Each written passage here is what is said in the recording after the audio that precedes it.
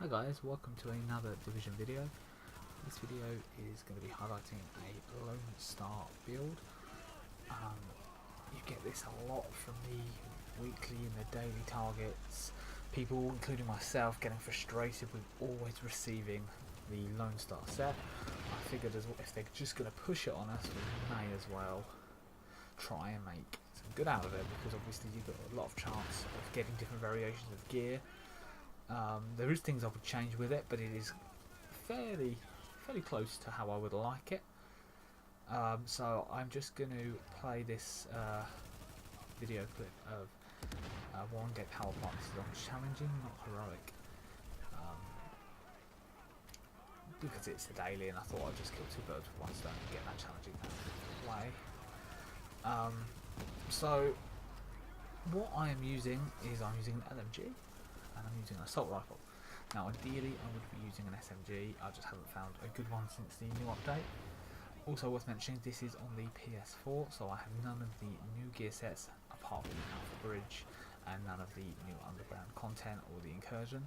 So I've had a lot of free time whilst everyone else has been grinding that new content to play with the old builds and see what I can come up with. And basically what this build is intended to do is to make you a walking tank. I'm doing this mission with 3 randoms.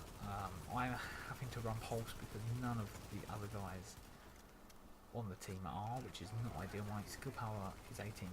It's not what I would like for this. It does limit my damage quite a lot.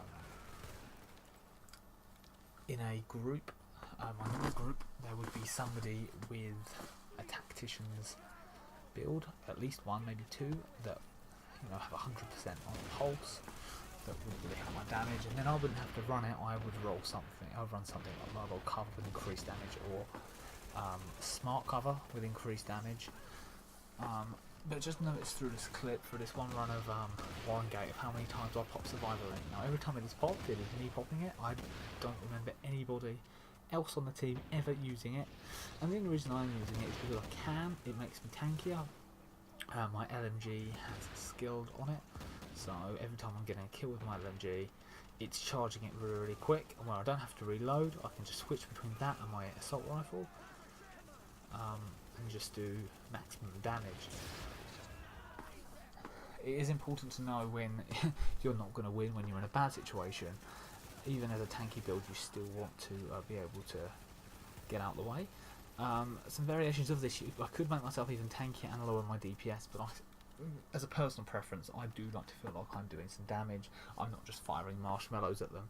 Like the tactician, I could never run that, but I am very happy to have them on my team. I just couldn't run one myself. Obviously for my healing, I am using Overdose. So with 18k skill power. Just incidentally, I am also using 2 pieces of Final Measure. The second piece of Final Measure, the knee pads, are only 240. Obviously I would like to have them at 268. I was previously running Striker's knee pads because I didn't have any other Final Measure, which means I couldn't run my 2-piece Final Measure. Basically I had 23k skill power with that build, and I actually had more toughness, but I didn't have that exotic damage resilience, which I think is really, really important if you're going to be running in the middle of grenades and all sorts. As you can see, because I have the 2 bits of Lone Star, I have a lot of ammo. Also have the police backpack from the season pass, which gives me an extra 75%. And obviously no mics in this. I didn't really know what the rest of the guys were doing. I just kind of did my own thing. I've not tried this build out in PvP. I like it for PvE. I think that it is really good. I managed to clear a high value target daily, the second to bottom one, solo, with no difficulty whatsoever with this build.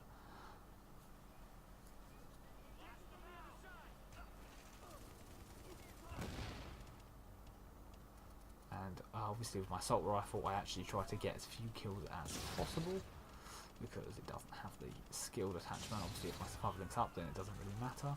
but I will try and only use the assault rifle when I'm out of bullets on the LMG. I'll switch, get itself down, and then switch back to the LMG to finish them off. If I have time, obviously, if I'm taking some heavy fire, then I won't be doing that. But everyone slates the Lone Star build for not really doing anything and not really being as good as the rest of the builds, but after my Striker and Sentry build got nerfed, I felt it was important to find another 4-piece, and for me the 2-piece final measure is mandatory for that. Explosive damage, stuff like Clear Sky with the mortar and the fire and the DZ6, especially level 35s, you've got to have that 2-piece final measure on. So the other 4 were basically up for grabs. I've tried an Alpha Bridge build, which I do like, but this one just enables me to be a little bit more tanky. I don't really have to hide, and I can get full effect of my LMG with this. I see me popping Survival Link again. I think that's the 3rd or 4th time in this mission that I have popped it.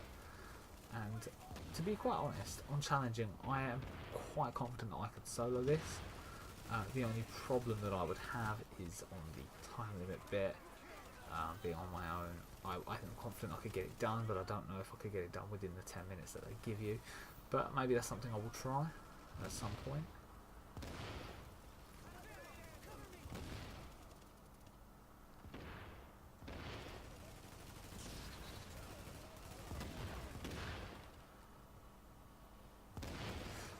I've tried to roll a lot of my armour onto crit hit damage where possible. There are some of these stuff that I really didn't get good rolls on. So obviously picking up different variants of this 268 Lone Star stuff will help me get the perfect one. I think I have something like 168% crit damage, something like that. I will go through exactly what I've got after the end of the mission. But it kind of mitigates DPS a little bit, because if you've got a lot of crit hit damage and you've got Tactician's Pulse, then you can do a lot of damage with your crits regardless.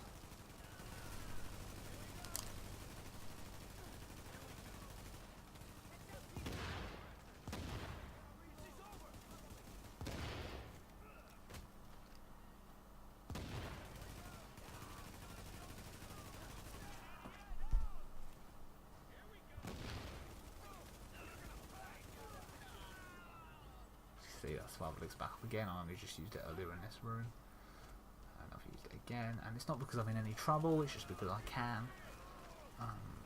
I don't benefit from having that skilled perk on if I still have my super up, so I may as well use it as long as there's enemies around, as long as it's potentially a difficult situation.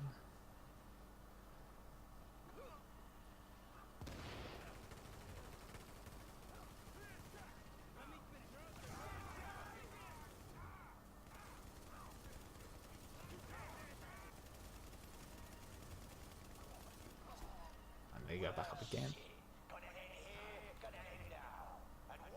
So if you've got a squad with other people that complement your build, it's definitely rivals some of the best builds, because not having to reload gives you more DPS than what you would think.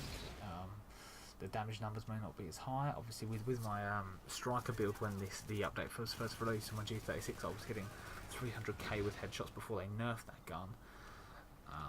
But with this, both these guns, I'm hitting over 100k with crit headshots, and you know, I'm a lot tankier than I was on those builds.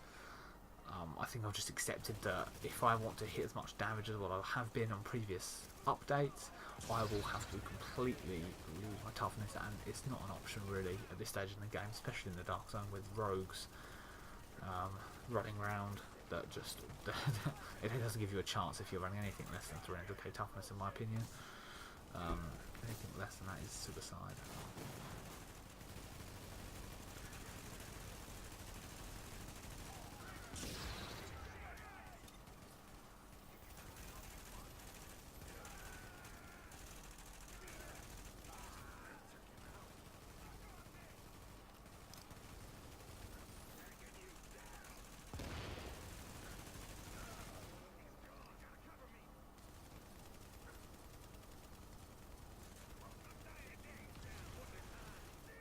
also, if you carry 2 Alpha Bridges with you in the Paramedics backpack, you can get Night and Med packs at the start of these missions, which makes you even tanky it because there's more ways for you to heal yourself.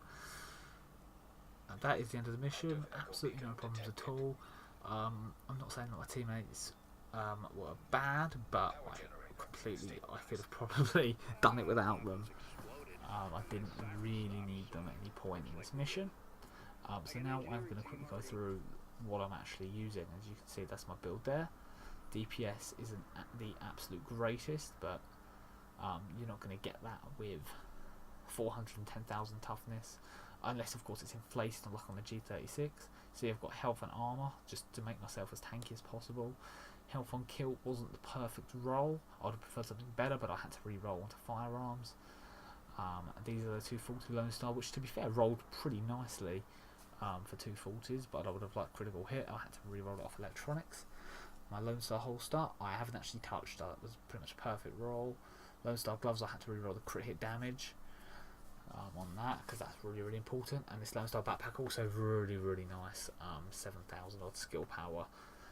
Lets me have my electronics at 1,100. As for the weapons, this LMG, by the way, you can pick up at the Dark Zone. You need to be ranked 90 and have over 200,000 money, but there you go, look at that roll. It came with Deadly and Skilled. I just re-rolled Dominant for Brutal. Makes it a pretty perfect roll. And my backup is this G36 with Focus, also with Brutal and Deadly. Basically built around headshot and critical damage, and I also have the X45. I've actually taken this off my PvP build. It has Harmful on that I use to slow down rogues. Going through the character breakdown, I have just ignore that stat because that isn't actually right. That's taking it off my secondary on my main gun, my LMG. That's better.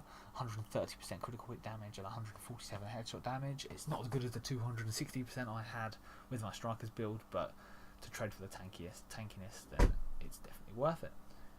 And that is it for my Lone Star build and gameplay demonstration. If you found this video helpful, please like, comment and subscribe. I'll see you next time.